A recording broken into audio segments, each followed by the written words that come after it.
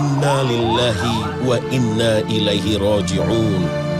Berita duka itu datang dari Rumah Sakit Cipto Mangunkusumo, Jakarta, Minggu sore kemarin. Habib Munzir Al-Musawa meninggal dunia. Kepergian salah satu tokoh agama sekaligus panutan masyarakat ini tentu meninggalkan duka mendalam. Tak hanya bagi keluarga dan sanak famili, namun juga ribuan jamaah Majelis Rasulullah. Habib Munzir rahimahullah adalah salah satu tokoh penting di balik berdirinya Majelis Rasulullah. Majelis ini rutin memusatkan kegiatan tausiah setiap Senin malam di Masjid Al-Munawwar, Pancoran, Jakarta Selatan. Fokus utama dakwah rahimahullah adalah mengamalkan prinsip amar ma'ruf nahi munkar yang sesuai dengan tuntunan Rasulullah SAW. Pengaruh Habib Munzir rahimahullah ini pada akhirnya membuat nama Majelis Rasulullah berkibar di Jakarta. Totalitas dan fanatisme jamaah tentu tak lepas dari gaya rahimahullah dalam menyampaikan dakwah dan tausiah yang tegas dan cenderung keras. Habib Munzir rahimahullah di mata para jamaahnya adalah salah satu panutan yang meneladankan sunnah Rasulullah SAW. Bentuk nyata kecintaan ribuan jamaah kepada sang Habib nampak ketika iringan doa terus mengalir mulai dari Minggu malam hingga proses pemakamannya di Senin siang lalu. Majelis Rasulullah adalah salah satu organisasi dakwah yang dikenal memiliki ribuan jamaah di seantero wilayah ibu kota, bersanding dengan majelis dan organisasi Islam lainnya seperti Majelis Zikir yang diasuh oleh Ustadz Arifin Ilham, Hizbut Tahrir Indonesia, dan Front Pembela Islam besutan Habib Rizik. Eksistensi ormas Islam di ibu kota tersebut akan selalu nampak, utamanya saat umat Islam merayakan hari-hari besarnya. Jika tiba masa Maulid Nabi, Isra Mi'raj, dan Tahun Baru Hijriah, secara berganti mereka mengadakan tabligh dan tausiah akbar. Besarnya potensi dukungan massa dan fanatisme yang kuat membuat para ustadz, habib, dan tokoh di balik organisasi Islam di Indonesia saat ini sesungguhnya meneladani jejak Kiai Haji Hashim Asy'ari, Kiai Haji Ahmad Dahlan, Buya Hamka, Haji Omar Said Cokro Aminoto, Haji Saman Hudi, dan Muhammad Nathir. Ulama yang bergerak tak hanya berperan di bidang agama, namun juga panglima dalam berbagai bidang. Perjuangan puncak para pemuka Islam pendahulu untuk ikut meraih kemerdekaan menjadi prestasi yang dicatat dalam sejarah. Ulama-ulama besar tersebut tidak hanya mampu berdakwah dan mensiarkan sifat Islam sebagai rahmat semesta alam.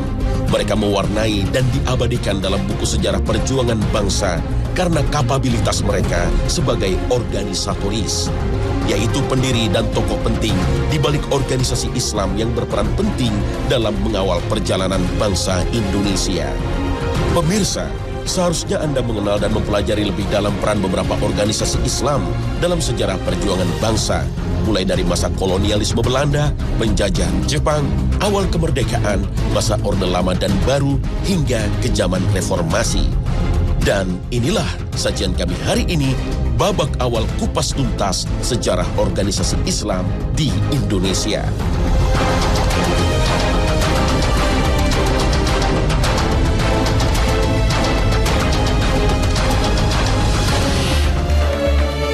Sejarah mencatat, Sarekat Dagang Islam adalah organisasi Islam pertama yang didirikan oleh Haji Saman Hudi di kota Surakarta pada tanggal 16 Oktober 1905. Meski awalnya bergerak dalam bidang perdagangan dan perniagaan, Sarekat Dagang Islam berkembang menjadi sebuah organisasi politik yang berbasiskan Islam sosialis.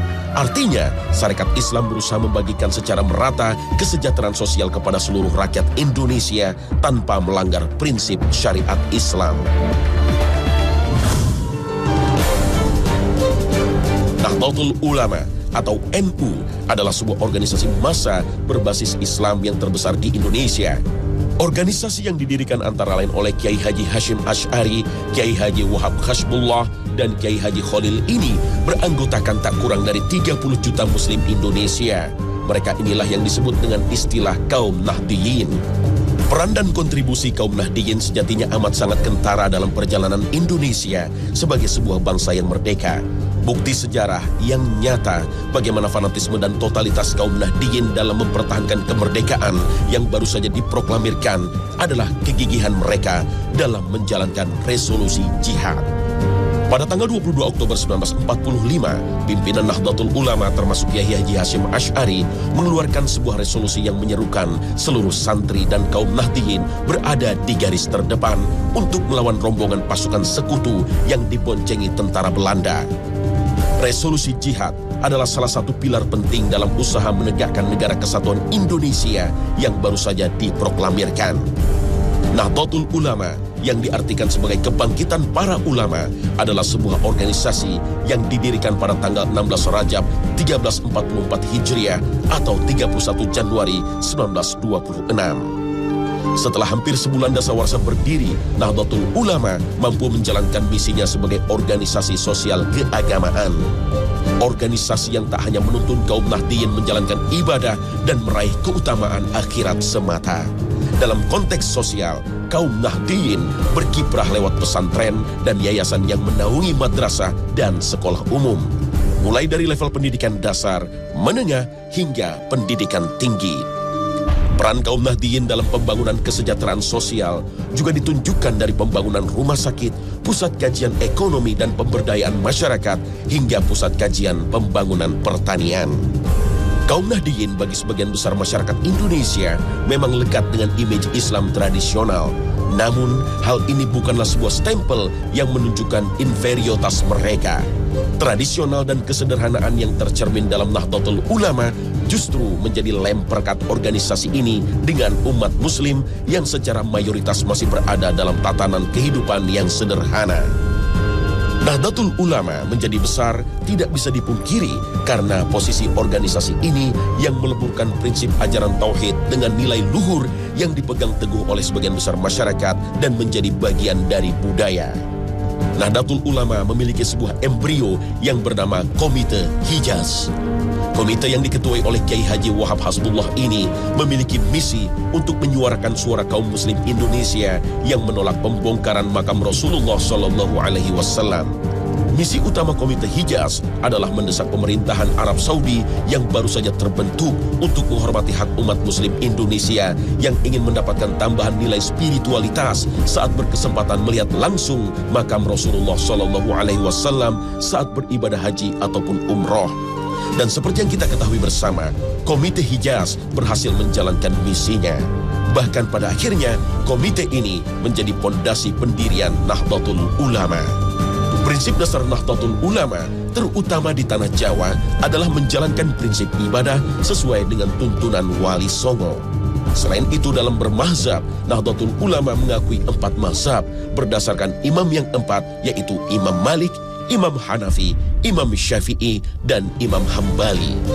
Doktrin dasar yang ditekankan oleh pimpinan NU kepada kaum Nahdiyin dalam konteks berbangsa dan bernegara adalah negara kesatuan Republik Indonesia. Bagi kaum Nahdiyin, keberagaman, baik itu dalam hal beribadah dan berakidah, adalah sebuah keniscayaan yang tak perlu diperdebatkan dan dipertentangkan.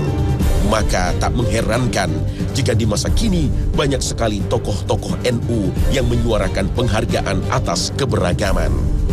Pasangan Kiai Haji Abdurrahman Wahid rahimahullah beserta istri Sinta Nuriyah adalah 2 tokoh yang sering dijadikan rujukan dalam tataran konflik yang disulut oleh perbedaan dan diskriminasi. Tokoh lain yang mampu mengibarkan bendera NU di tataran dunia adalah Kiai Haji Hashim Muzadi.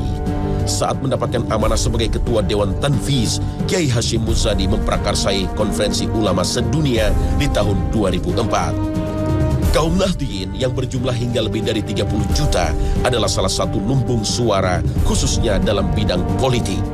Terlebih ketika Indonesia sebagai sebuah bangsa menyepakati sistem demokrasi langsung dalam memilih kepala negara dan pemerintahan.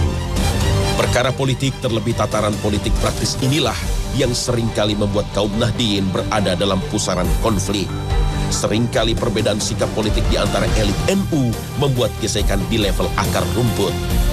Sehingga secara tidak langsung, soliditas kaum Nahdiyin sebagai satu kesatuan sering merenggang ketika berhadapan dengan kepentingan politik yang sangat erat kaitannya dengan jalannya pengelolaan negara dan pemerintahan. Inilah pekerjaan rumah terbesar kaum cendekia dan ulama pemegang tongkat estafet kepemimpinan dalam Nahdlatul Ulama. Di era reformasi, organisasi ini harus mampu mengarahkan ketaatan dan kepatuhan kaum Nahdliyin kepada ulama dan kiainya, menjadi sebuah kekuatan yang dahsyat yang mampu mewujudkan proses pembangunan manusia Indonesia yang utuh secara lahir maupun batin, dan menjamin terlaksananya 5 prinsip Pancasila dalam seluruh aspek kehidupan berbangsa dan bernegara.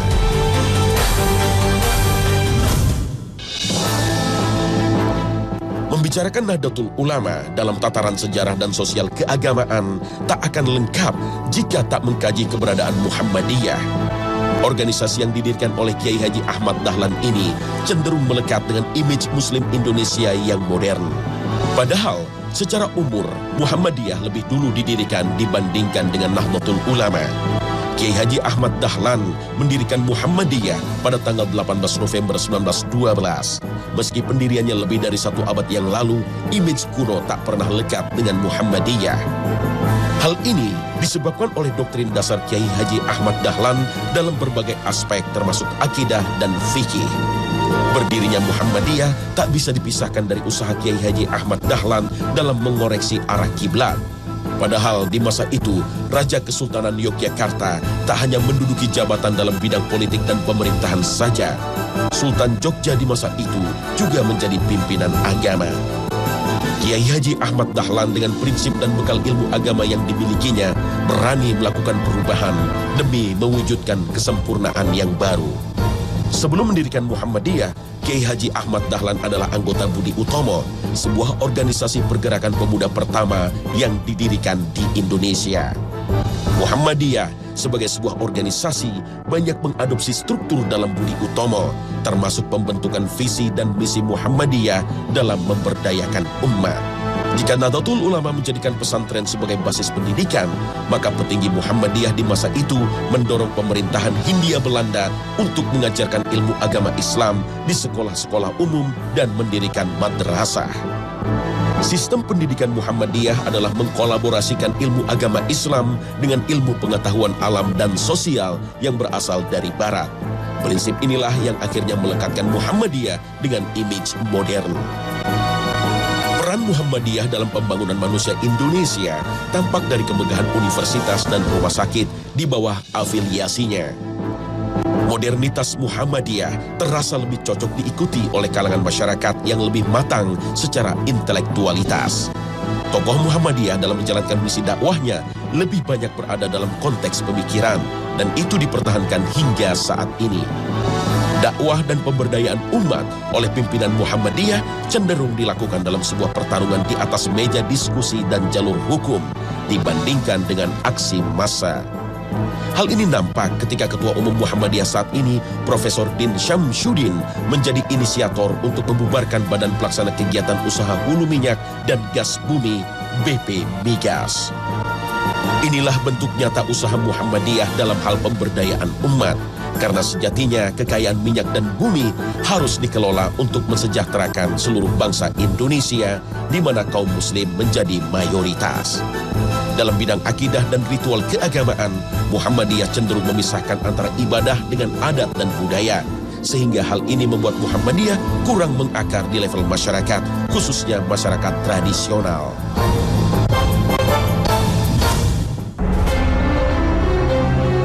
Islam sebagai sebuah landasan dalam kepartaian dalam tataran politik praktis tak akan bisa dilepaskan dari keberadaan Partai Majelis Syuro Muslimin Indonesia atau Partai Masyumi.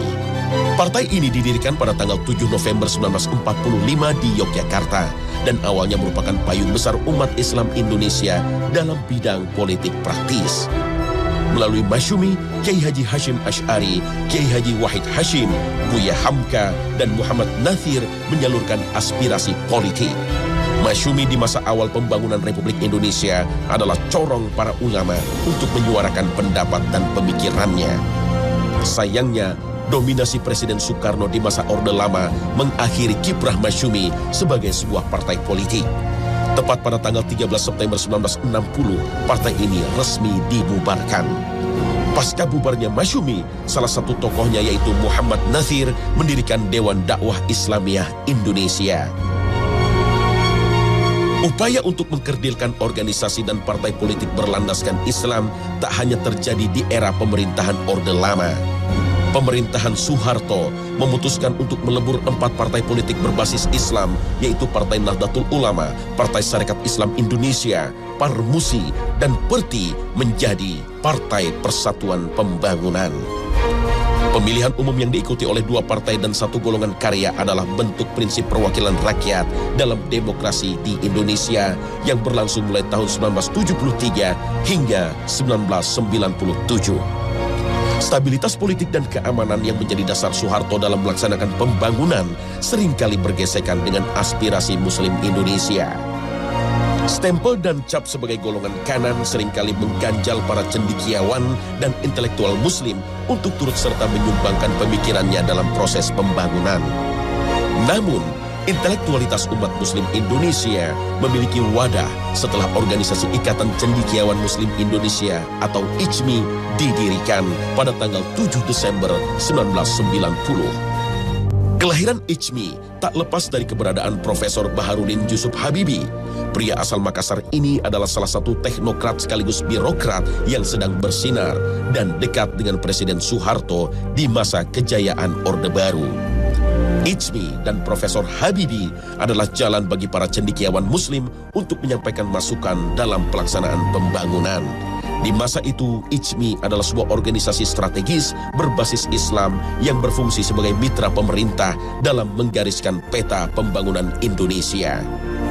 Namun, masukan dan peran ICMI terutama dalam hal bidang politik masih dalam tataran pemikiran, bukan politik praktis. Domain politik, hukum, dan keamanan dalam pemerintahan Orde Baru selalu berpilar pada angkatan bersenjata, birokrasi, dan golongan karya. Reformasi membawa perubahan besar dalam perjalanan sejarah politik Indonesia.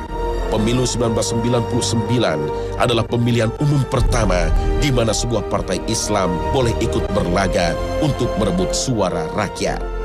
5 tahun kemudian, di tahun 2004, rakyat Indonesia bisa secara langsung memilih presiden secara langsung. Orde Reformasi khususnya dalam rentang waktu 1998 hingga 2002 menjadi masa paling penting dalam perubahan sistem demokrasi di Indonesia. Dan sejarah mencatat banyak tokoh Muslim Indonesia yang berperan besar dalam proses tersebut.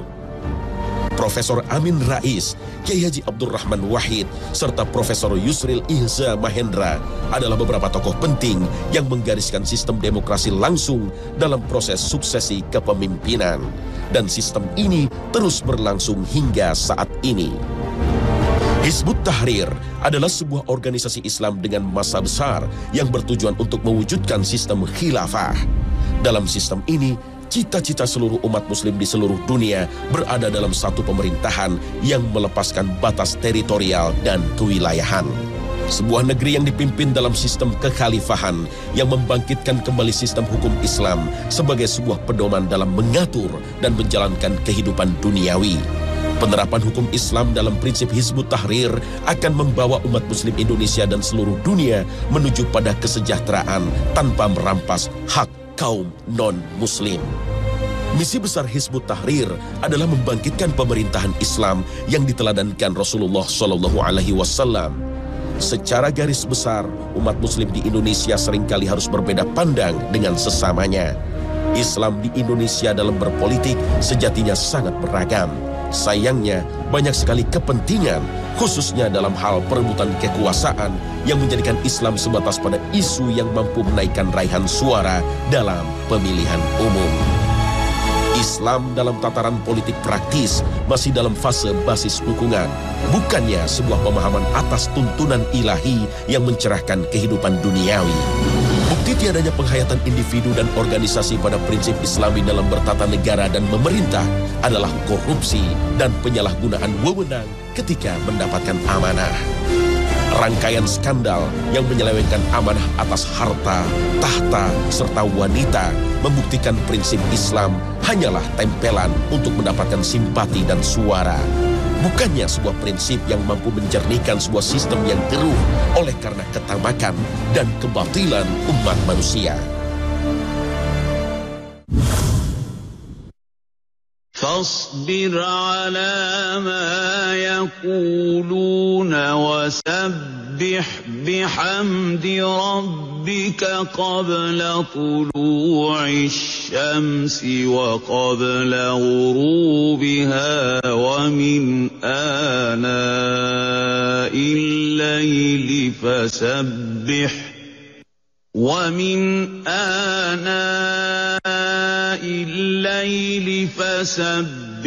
وأطراف النهار لعلك ترضى. Besarnya jumlah umat muslim di Indonesia memungkinkan terbentuknya panji-panji baru di era reformasi. Semangat perjuangan untuk menegakkan keadilan dan memerantas kebatilan, amar ma'ruf nahi munkar, menjadi spirit dalam pendirian kelompok seperti Front Pembela Islam atau FPI. Organisasi ini berdiri pada tanggal 17 Agustus 1998. FPI adalah salah satu produk dari kebebasan berorganisasi dan berserikat di masa Orde Reformasi. FPI seringkali menjadi penyeru yang paling lantang terkait dengan praktek-praktek pelanggaran hukum negara dan tentunya hukum Islam. FPI juga yang memiliki sebuah sayap organisasi yang bernama Laskar Pejuang Islam atau LPI.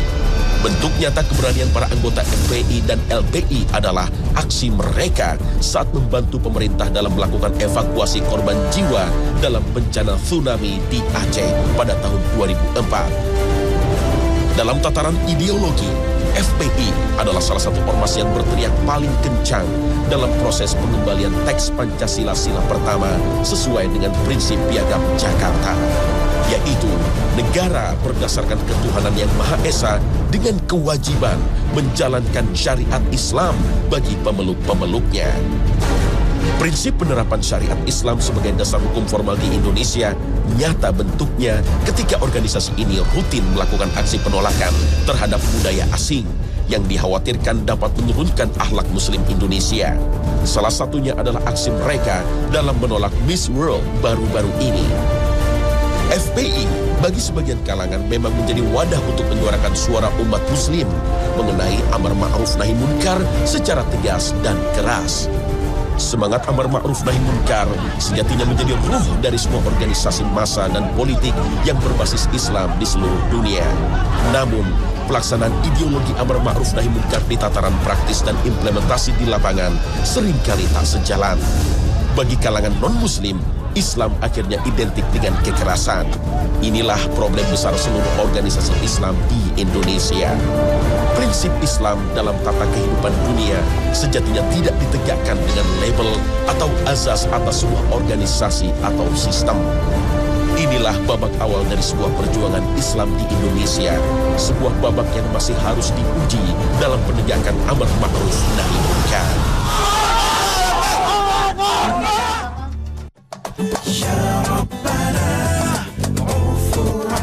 Nah pemirsa, inilah akhir kebersamaan kita di pagi ini.